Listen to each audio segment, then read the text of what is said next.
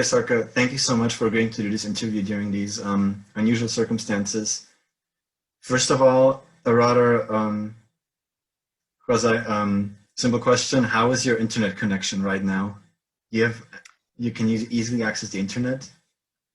I'm in the secure, safe place, so I have pretty good internet connection. But in general, it's not very stable in Belarus, especially during rallies and protests.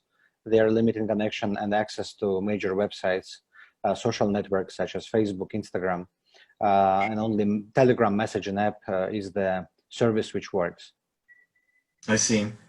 So, okay, moving on. Do you think Lukashenko can stay in power in face of the protests and the international pressure? It's quite difficult to say because there are so many variables and factors, and the situation is not similar to any other revolution or uprising that we have seen in last 10 years. We have very strong leader, a power vertical built by him and for him, a very organized law enforcement, army, riot police, which is super loyal and ready to defend their leader to the very end. We also see fractured pro-democracy opposition groups. We have very strong opposition leader, but she, Svetlana Tikhanovskaya, she is not in Belarus. She was forced to leave the country on one hand, and on the other hand, she is not professional politician. So, which makes basically the uprising not very sustainable. There is no institutional representation of the of these uprising forces. Okay. Into this, you have some insight into U.S. politics. Trump has not really said anything specific yet, maybe because it's an election year. What do you think will the stance be, or is the stance of the U.S. government towards the situation? Will they support the formation of a new government? We definitely have seen very strong reaction of European Union countries, especially neighboring Lithuania, Poland, and quite limited reaction by the United States. But there was very important meeting of Deputy State Secretary Bigan. He met Tikhanovskaya, the opposition leader in Vilnius, and there was very important discussion, and Tikhanovskaya was assured that the United States support the choice of Belarus people. So on one hand, there is no statement of Trump, but on the other hand, there is a very large, broad support by State Department and by foreign policy institutions of different European and Western countries. Okay, and how do you think, this is rather theoretical, how do you think the situation will evolve over the next 2 weeks? Let's see, because there will be a huge protest, another big protest this Sunday. We will see the dynamic, if the people are getting more on the streets or lesser on the streets. Also, there in 2 weeks, it's a time when Lukashenko must inaugurate himself again. And that is the moment when Lukashenko is not legitimate president anymore. So it means that in 10 days, let's say, Lukashenko will lose his legitimate power. And we will see how the power vertical, nomenclatura, elites will react to this fact.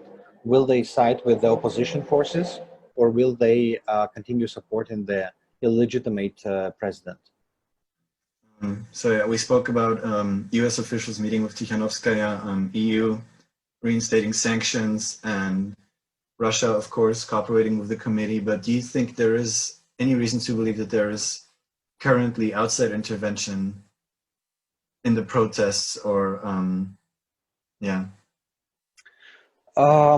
Everything is possible right now, but I think Putin and Lukashenko, they're playing together. They're playing the same game.